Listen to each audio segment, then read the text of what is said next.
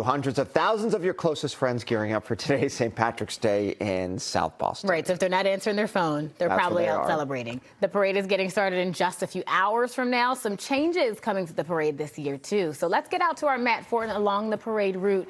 And, all right, the coat is off. He's sporting his green, and we see more people behind, or more activity, I should say.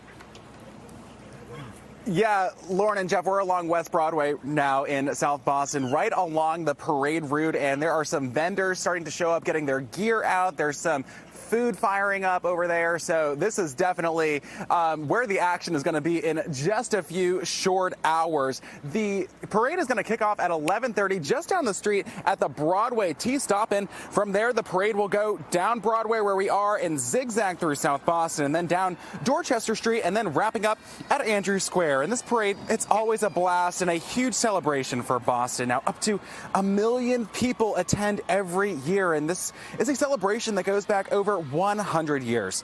Now, there are parking bans in effect in this area right now, so be mindful of that if you live or park around here. We have seen a lot of tow trucks around here as well. Expect heavy traffic today, too, so maybe avoid driving at all costs if you can.